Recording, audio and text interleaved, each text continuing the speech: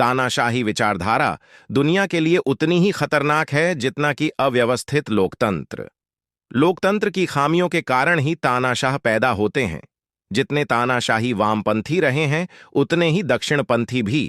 दोनों ही तरह की विचारधारा ने धरती को खून से लथपथ किया है। आज भी इनकी विचारधारा मानने वाले लोग मौजूद हैं। भारत के लिए मार्क्सवाद या लेनिनवाद उतना ही खतरनाक है जितना कि फांसीवाद या हिटलरवाद।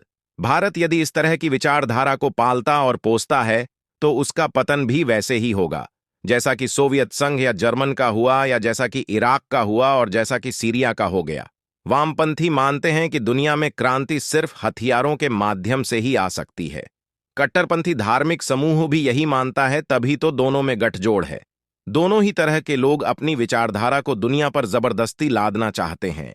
आज बहुत से ऐसे तानाशाह हैं जिन्हें लोग क्रांतिकारी मानते हैं। दरअसल वे पहले क्रांतिकारी थे, फिर शासक बने और फिर शासक से तानाशाह बन बैठे।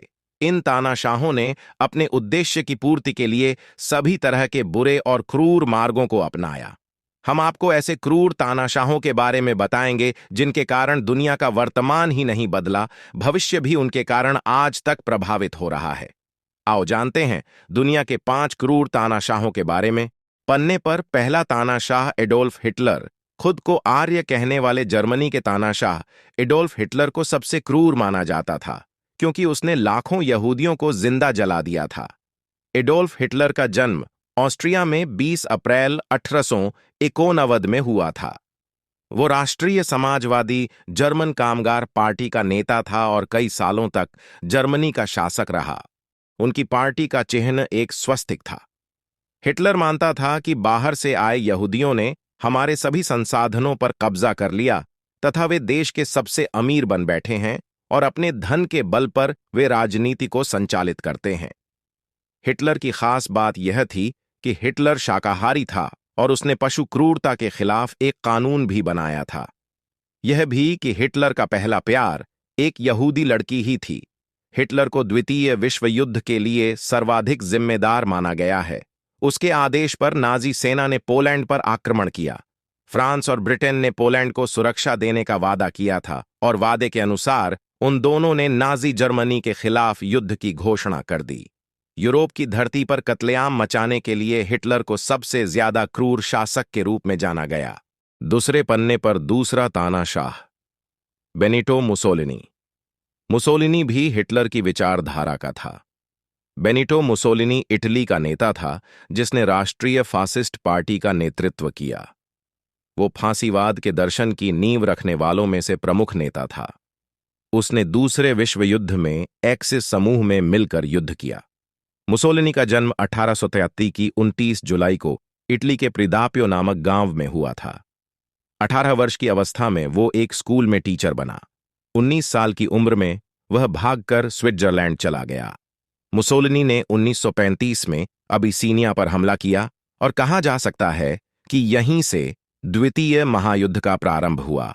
पराजयों के कारण 25 जुलाई 1943 तक ऐसी स्थिति हो गई कि मुसोलिनी को प्रधानमंत्री पद से इस्तीफा देना पड़ा और वो हिरासत में ले लिया गया। तब सितंबर में ही हिटलर ने उसे छुड़ाया और वो उत्तर इटली में एक कठपुतली राज्य के प्रधान के रूप में स्थापित किया गया। 26 अप्रैल 1945 को मित्र सेनाएं इटली पहुंच गई। देश के गुप्त प्रतिरोधकारियों ने इनका साथ दिया। उसी दिन मुसोलिनी स्विट्जरलैंड भागने की चेष्टा करते हुए पकड़ लिया गया और 28 अप्रैल 1945 को उसे मृत्युदंड दिया गया। अगले पन्ने पर तीसरा तानाशाह है व्लादिमीर इलीच लेनिन। उसे मजदूर वर्ग का महान नेता और शिक्षक माना जाता है, लेकिन सच यह है कि दुनिया भर में इसके समर्थक मजदूरों की महज राजनीति कर सत्ता हथियाने का ही कार्य करते हैं। मजदूर तो आज भी मजदूर है। वामपंथी विचारधारा लोगों को समान रूप से गरीब बनाना जानती या चाहती है, अमीर नहीं। व्लादिमीर इलिच लेनिन दुनिया की पहली सफल मजदूर क्रांति के नेता थे। लेनिन के नेतृत्व में सोवियत संघ में पहले समाजवादी राज्य की स्थापना हुई थी। उसने मजदूरों को यह बताया कि शोषण, उत्पीड़न और बंधनों से मुक्त होकर अपना हक मांगना है। 1918 में क्रांति के दुश्मनों की साजिश के तहत एक हत्यारी द्वारा चलाई गई गोलियों से लेनिन बुरी तरह घायल हो गए थे। कुछ सप्ताह बाद वे फिर काम पर लौट आए, लेकिन कभी पूरी तरह स्वस्थ नहीं हो सके। 21 जनवरी 1924 को सिर्फ 53 वर्ष की उम्र में लेनिन का निधन हो गया। लेनिन की मृत्यु के बाद जोसेफ स्टालिन ने उनके काम को आगे बढ़ाया। उन्होंने ही मार्क्सवादी विचारधारा को मार्क्सवाद, लेनिनवाद का नाम दिया। अगले पन्ने पर चौथा क्रूर तानाशाह है जोसेफ स्टालिन। इस रूसी तानाशाह ने राजधानी मॉस्को के निकट अपने घर में 5 मार्च 1953 को अपने बिस्तर में ही दम तोड़ दिया था। स्ट्रोक आने के बाद ही उसने बिस्तर पकड़ लिया था। माना जाता है कि वो 2 करोड़ लोगों की मौत का जिम्मेदार था। अपने शासन का विरोध करने के कारण उसने इन लोगों को मरवाया था। 1924 में लेनिन की मृत्यु के बाद रूस की बागडोर स्टालिन के हाथों में आ गई थी। स्टालिन ने न सिर्फ लेनिन की नीतियों को आगे बढ़ाया, बल्कि उनमें कोरता लाकर कुछ और परिवर्तन भी किए। अपने विरोधियों को नष्ट करने के नाम पर स्टालिन ने जगह जगह सेना से लोगों का दमन करवाया। स्टालिन ने शीत युद्ध के दौरान रूस को दुनिया का दूसरा परमाणु शक्ति संपन्न देश बनाया।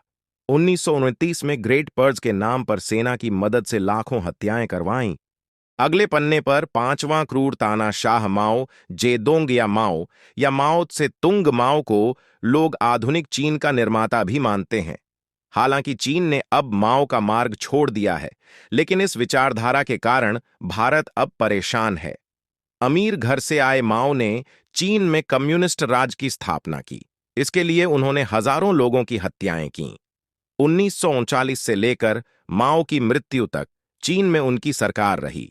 लेनिन और मार्क्स को कट्टरता की हद तक मानने वाले माओ की विचारधारा से अब चीन धीरे धीरे बाहर निकल रहा है। हालांकि उनकी विचारधारा को हू जिनताओं ने आगे बढ़ाया, लेकिन अब वर्तमान के नेता कम्युनिस्ट पार्टी से तो हैं, लेकिन उन्होंने खुली अर्थव्यवस्था का समर्थन करते हुए अब पूंजीवाद का मार्ग अपना लिया है।